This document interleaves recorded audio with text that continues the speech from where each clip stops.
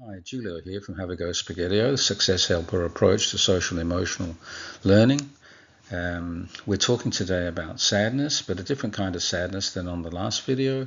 This sadness is a pervasive sadness. A child presents with a disposition of feeling sad, but it seems to be something that's really embedded, pervasive, as we say. We use our emotional thermometer in the classroom. Children have been introduced to it. The teacher has decided that, or has concerns around a child in her class or their class presenting with not just sadness in a moment or in a period or a short period of time. It seems to be pervasive in that it is it's characteristic at the moment of that child. And it's been going on for some days now. So the teacher has some concerns, and they talk to the school counsellor, and it's decided that this person is presenting with a high level, an intense level of sadness, and it's staying at that level. It's pervasive, we say, and we start to question whether or not this might be the child might be going through a depressive stage. So this child may feel depressed. So the child, in terms of behaviour, is withdrawn, lonely or alone in the yard. It's observed that they are by themselves, disengaged from their learning and from other people, and tearful, sad.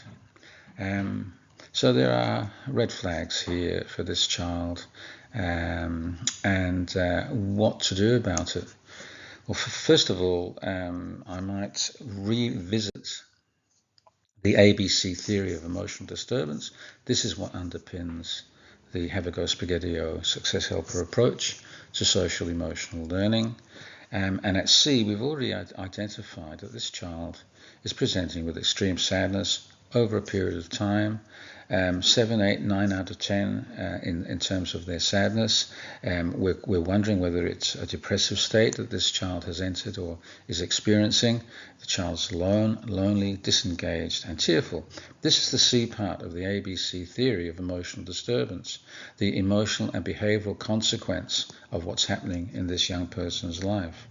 And we can speculate now around B, and B represents, on the ABC theory, the beliefs. We're speculating here that the child, as a constructivist, has constructed or is in the process of constructing what we would call brain bully thinking, fixed mindset, success stopper habits of thinking, or as we might call it, an irrational mindset. What might they be? It might be they are thinking, I'm no good, or I'm unlikable, or I'm dumb, or I'm ugly, or whatever. It's unfair. It's always like this. It's just not nice the way things are. They don't like me. They won't ever like me because maybe I'm unlikable. I'm not like them. They're cool. I'm not cool. I'll never have friends. I'll never be any good at these things. What's the point of trying? Because if I try, I'm going to fail, and I can't do it. I can't do this. This is too difficult. It's too hard. So here we have, looking at the ABC theory of emotional disturbance, we have a child presenting with particular behaviours at C. Success stopper, we would call it success stopper behaviours, or brain bully associated behaviours. And at B, we are surmising or speculating that this child is developing or has developed or is in the process of developing an irrational way, a success stopper, brain bully way of viewing themselves and the world and others. And this is a problem for the child in terms of their well-being, but it's also a challenge for the school. What to do about this situation? Just to revisit the Have a Go Spaghettio chart here, we're in terms of this child's mindset, we are thinking that we're looking at success stopper thinking for I'm worthwhile crocodile. So I'm worthwhile crocodile thinking is what Albert Ellis calls unconditional self-acceptance. The belief that I'm okay, even if I fail at something or someone might reject me, I'm still okay. So they can. It's a psychological bulwark against disappointment. But in this person's case, they have the opposite view of themselves. They're not worthwhile if other people don't see them or like them or regard them as being worthwhile. They're not okay if they can't do stuff. They're not okay if people might decide they don't want to include them in a game. So this person is kind of immersed in this self-talk loop, if you like.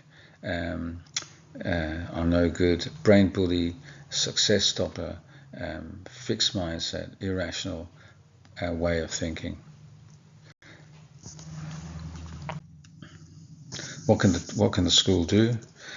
Well, in the meantime, we can do these things, but it's important to acknowledge that as a school we are not we don't have the resources or the ability or the authority to ascertain or to ascribe a particular ailment it's not appropriate for us to deem this person as having depression, although we might believe that it could be the case. But in the meantime, what can we do for this young person is we can establish success helper goals and strategies to address identified success stopper brain bully habits of thinking. In this particular case, it's the I'm worthwhile crocodile capacity or capability that we believe that we can work on. We can talk to the class teacher about the counselling interaction. As a counsellor, I would often speak with of course, would feed back to the teacher about my deliberations or my contact with the child, after the child has been referred to me, and share thoughts and strategies. We talk to the leadership as per those things, and talk as a team as to what we should do. We would contact the parents, the carers about what's transpired, let them know of our concerns. Because it might be pertinent to suggest that the child be taken to the GP for further assessment, and maybe from there the child will be referred on, or the family will be referred onwards to a psychologist. Now, interestingly enough, parents I've worked with in the past will comment on the strategies used to support their children outside the school via the psychologist, who use the same principles and language as we do in our implementation of the Have a Go Spaghetti or Success Helper approach to well-being, student well-being. Because it's cognitive behaviour therapy based. A lot of the therapists use that as their main choice to support young people. So when our young people go to seek this support outside the school, they are familiar in a way with the language and the ideas presented to them, because at school they're learning about that, and that's the idea. What we're doing is we're doing what Albert Ellis suggested we do, bring psychotherapy into the school system and start to use those principles and ideas in daily teaching practice.